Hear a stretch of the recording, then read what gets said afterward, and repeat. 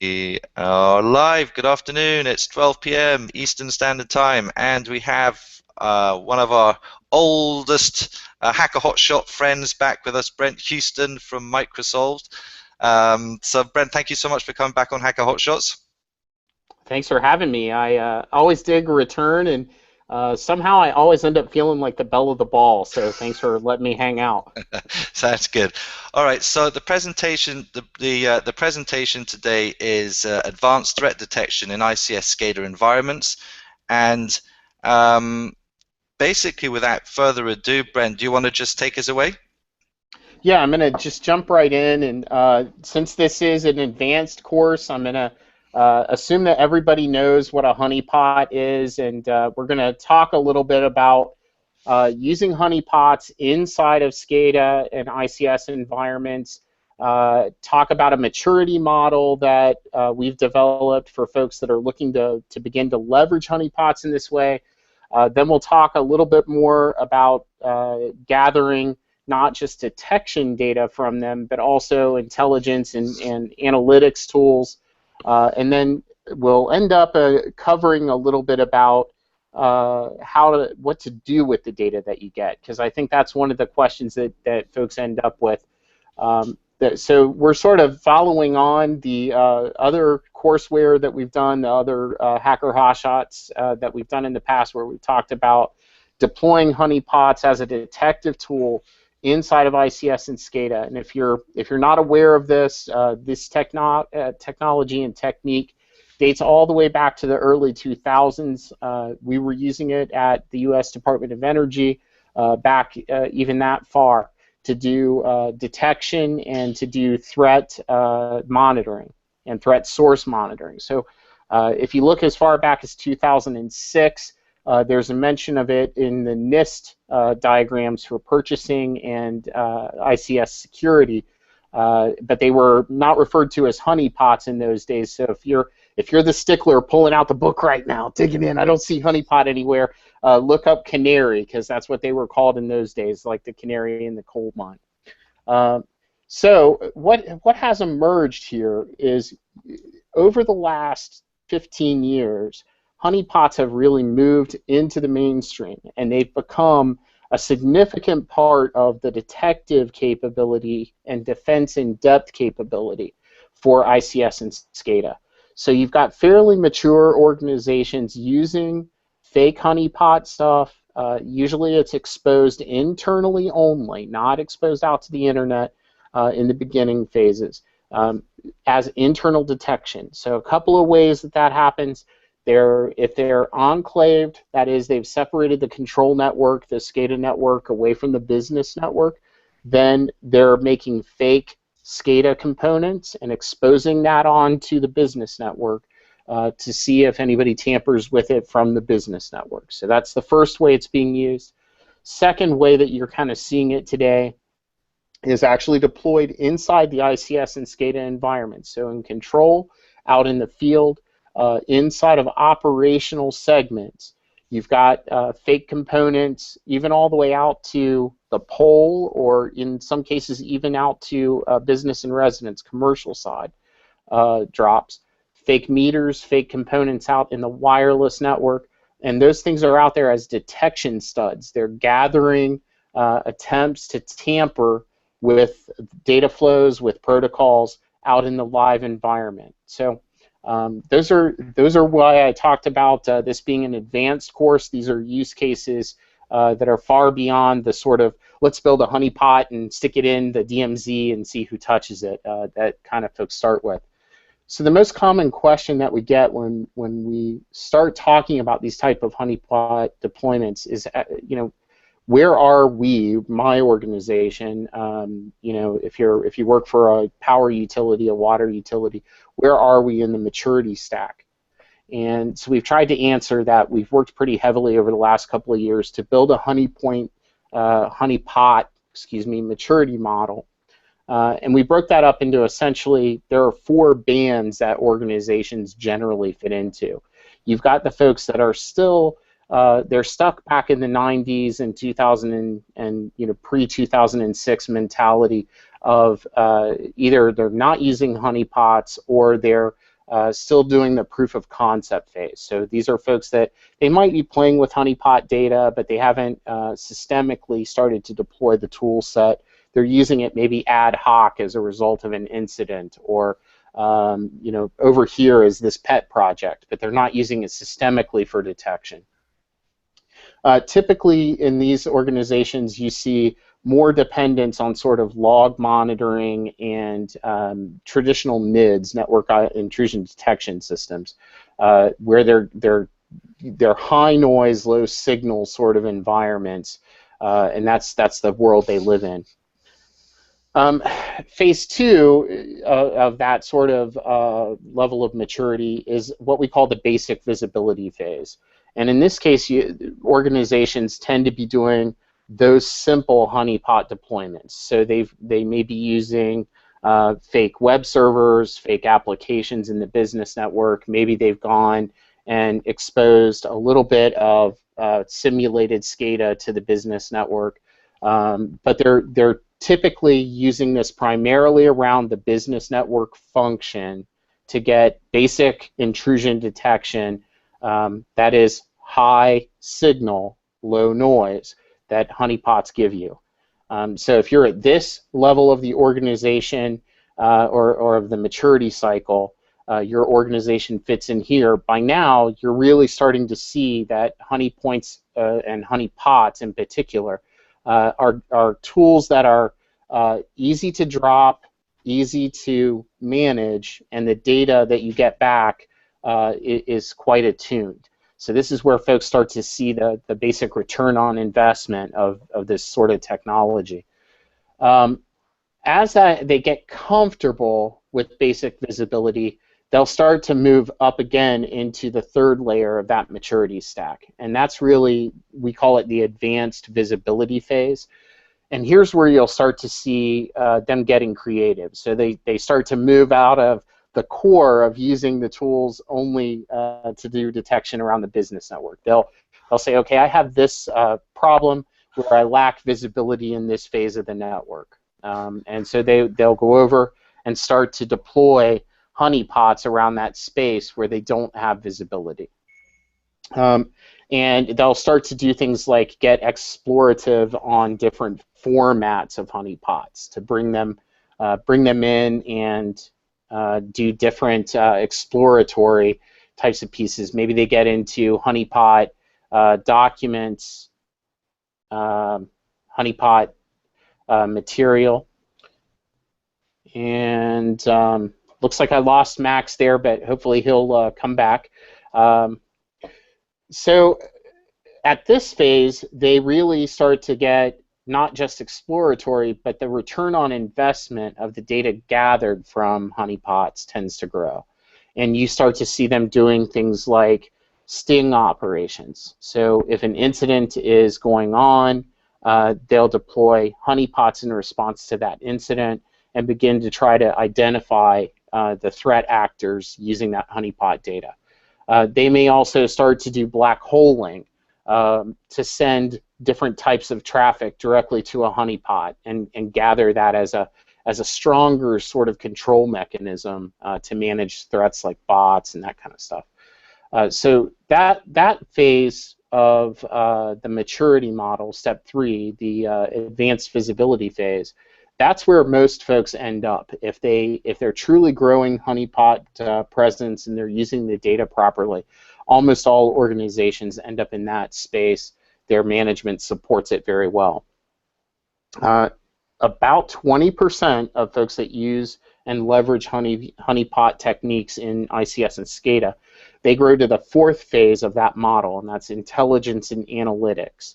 And so what happens here is you've got folks that start to use honeypots and honeypot data. They're leveraging that exploratory capability they developed in the phase 3 of the maturity model. But now they're doing it to do proactive studies. So for example, if they have a risk assessment finding that they've got potential exposures out to the internet that are being picked up by Shodan, they'll pull those down, replace those with fake systems that are still out there that look like the things that Shodan picked up, And now instead of interacting with an actual ICS component, they're using that to gather intelligence. Who was looking at those things? What were they intending to do? And they're feeding that data right back into their risk assessment processes. They're feeding it back into their threat modeling processes, and they're really starting to move those processes away from gut feel to more data-focused, data-centric. We call it real-world or rational data threat modeling and rational risk assessment. So that's really where you see those phases playing out. Now, once they have hit those levels of maturity, there are a couple of challenges that they face next. The first one is sort of understanding and communicating effectively the data and intelligence that they get from deployed honeypots. So one of the basic problems here is the source of the data that comes into honeypots is all suspicious at best and malicious at worst. Now this varies and has an entirely different context than the data points that you would get from something like log aggregation or network intrusion detection, where the huge possibility of false positives exist. So if you're not careful with how you roll those intelligence techniques, if your risk assessment and threat modeling processes don't include tools for the quality of the data, then all of a sudden what happens is your risk assessment and threat modeling processes suddenly go askew. And so it's critical to understand that if you're going to take honeypot data and you're going to roll it into your data-focused modeling, that you've got to have some sort of data maturity, data quality model to do that. Because the data that you get from honeypots, extremely high quality, high believability, if you will, as opposed to data that you get from other collection tools. So be very aware of that, because you can suddenly, in organizations that don't do this properly, the models, the graphs that come out of their threat modeling tools suddenly go from like stair steps, like this, stair steps, to way up, spikes. And then management folks freak out, right? There, why is all of a sudden everything red and the sirens going off? And it's really, when you trace it back, it turns out to be a data quality issue.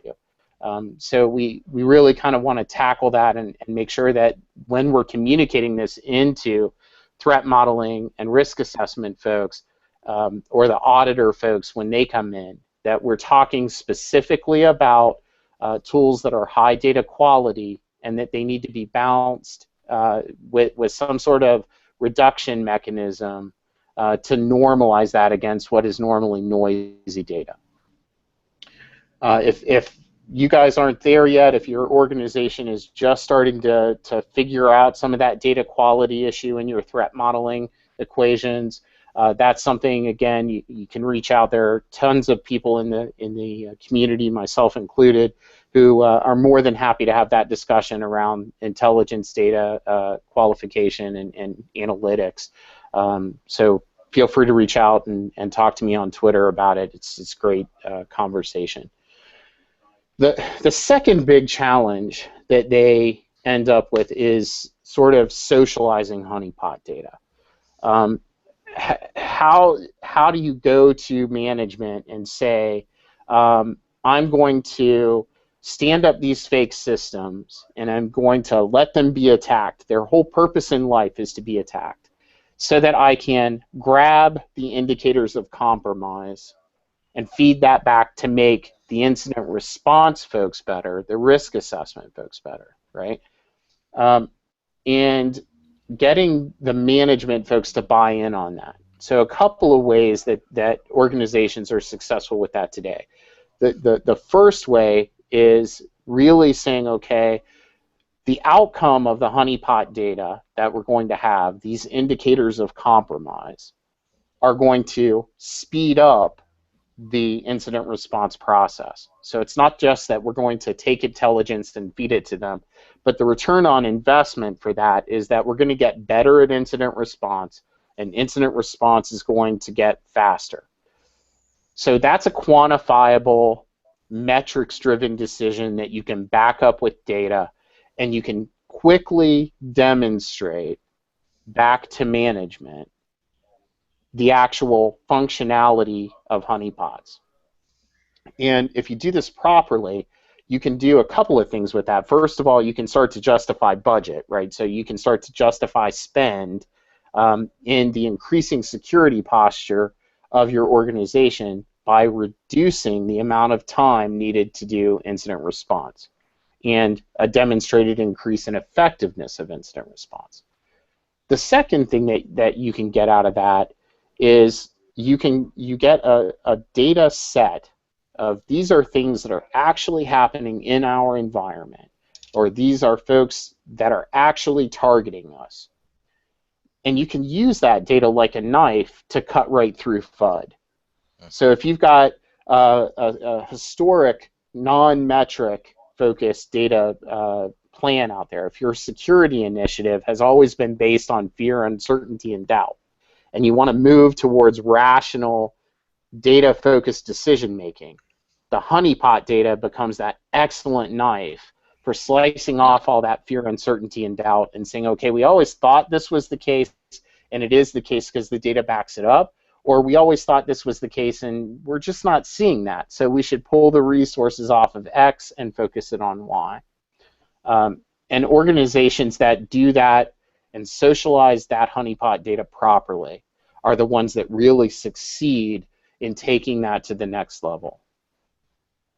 Now I'm gonna kind of close here. I know we've gotten close to our 15-minute time, but I wanted to just sort of close with the idea and make sure that folks understand that there's a whole lot more to honeypotting than just stick a couple of systems on the internet and watch what happens. There are a number of leading edge organizations that are leading the charge inside of ICS and SCADA. They're embracing honeypots as a mainstream technology, and they're leveraging those techniques heavily to manage reductions in detective resources required, to decrease the amount of time that attackers have access to environments, and to do things like anomaly-focused detection. So if you're going to the conferences, if you're out there, you're attending ICS, JWG, there are not a lot of folks maybe talking about this, but there are a lot of core folks out there doing this work, and it really is becoming a mainstream technique. And I really hope that all the listeners who are involved in ICS and SCADA get a chance to work their way through the maturity model and really embrace this stuff and take it to the next level. So, Max, I'll turn it over to you for questions, man. Awesome, Brent. That was terrific. Very comprehensive overview of you know, all the good work that you guys are doing at Microsoft. I've got really I wanted to talk to you about case studies as well. Maybe you could give us an example of, you know, an organization, of, you know, the impact of organizations that have failed to monitor, and conversely, any type of example that you can give us where, you know, the honeypots that you guys have developed have actually, you know, saved, you know, been a solution. So just any sort of case studies you can share with us. Sure. So I'll start off with you don't have to look very far to see utility organizations who are not doing monitoring properly. And what you're seeing today is not sort of the ICS SCADA gets taken control of. We haven't seen those kinds of events yet. Okay, I don't know whether they're coming. Nobody really knows. We've certainly seen ICS SCADA tampering. We've seen targeting. We've seen infiltration. We've seen removal of intellectual property around that stuff. And those are every day in the headlines. If you follow the ICS CERT stuff, it's full of stories of these kinds of organizations.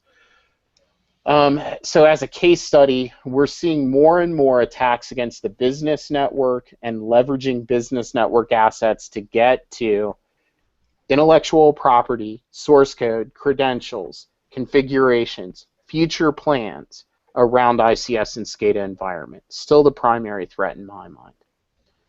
Now, where our technologies have paid off, I'll give you two examples. The first one is an indirect threat. So it had nothing to do with a bad guy sitting on the other end of a keyboard hammering away, trying to break in.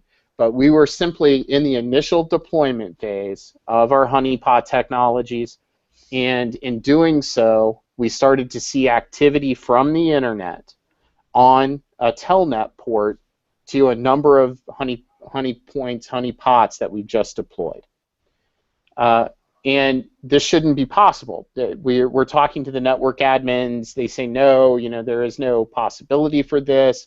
We don't route telnet traffic into the ICS environment. You say, okay, well, let's go look at the firewall rules. Let's go look at the router rules. And just as we're looking at that, it quickly becomes apparent that there is one particular firewall rule, and the comment around that firewall rule was, this is a temporary rule to allow company X to come in for 30 days and manage these two IPs on port 23, which is telnet. But when you look at that firewall rule, it's miskeyed, and the entire network is open to port 23 traffic. Okay, and it had been that way for several years.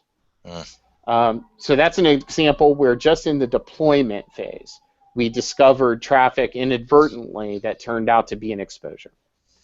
I'll give you another one, which is a more direct interaction with an attacker.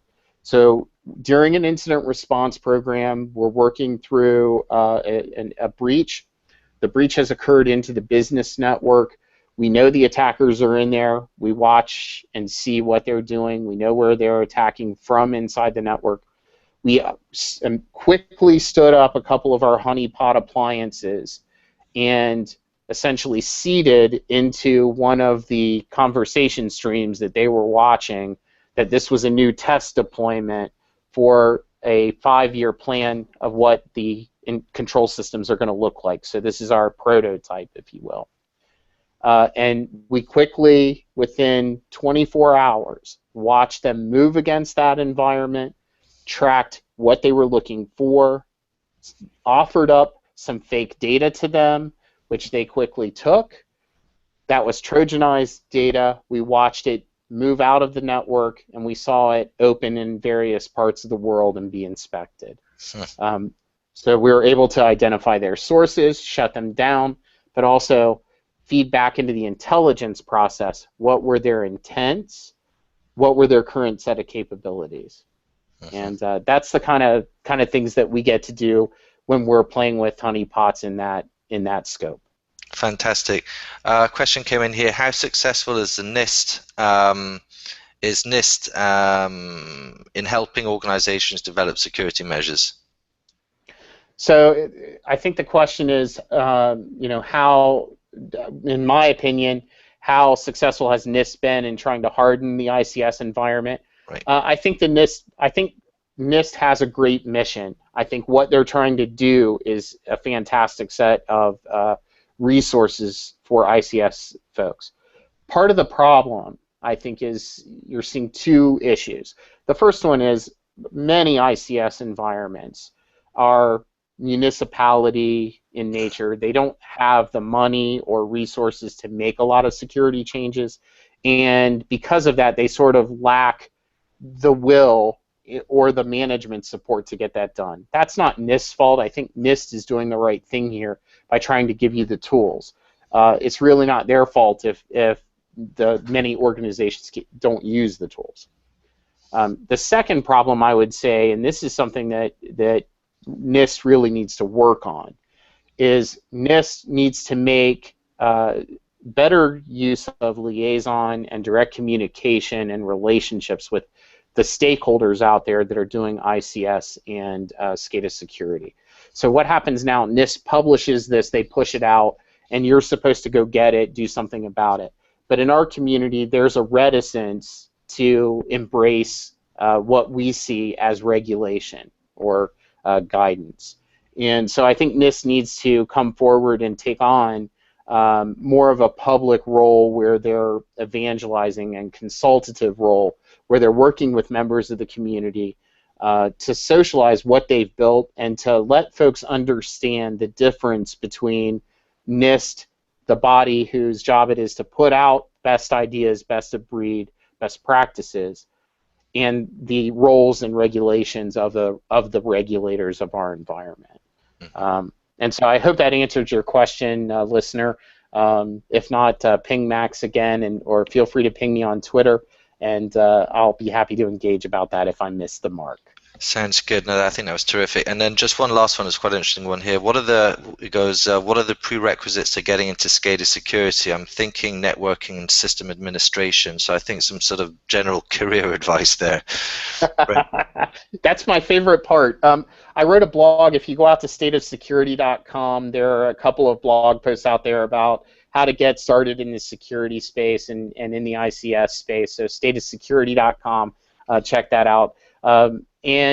What my advice to you would be, you need to understand networking, network security, application security, at least at a cursory level. But to really get in and understand ICS and SCADA work, you really need to have an engineering background. So many of these technologies are very complex. There's still a great amount of old school engineering out there. So things like serial buses and these sort of odd technologies. I've even in the last few years seen vacuum tubes still in use out there. So you really have to have a basic understanding of engineering, and then from there grow into that sort of network security, application security capability. In the future, right now that's a very segmented space. In the future, we're going to need folks who can walk in both worlds to take this to the next level. Terrific. So that's my advice to you, sir, or young lady, if you're looking for a way to get into SCADA security and work for the rest of your life, this is the way to do it, because I don't even think they're going to let us SCADA folks retire. I think we just have to keep working forever. Sounds good. Well, there's plenty of work to do, that's for sure. Brent, as ever, you're incredibly generous with your time and sharing your expertise. I want to thank you for coming back on Hacker Hotshots, and I'll just leave with the passing comment that we're actually building a course that's focused on this area. So there'll be links to that in due course, and we'll be releasing that course within the next, I'd say within the next sort of 7 to 10 days. So, Brent, thank you very much, sir. Have a great rest of your day. Thanks for having me hang out. Listeners, thanks for hanging out with us. Without that, we're just two guys talking on a webcam. So, awesome. Thanks for coming on board, and thanks for having me. Brilliant. Thanks, Brent. Have a good rest of your day, sir. Take care. Thanks. Bye-bye.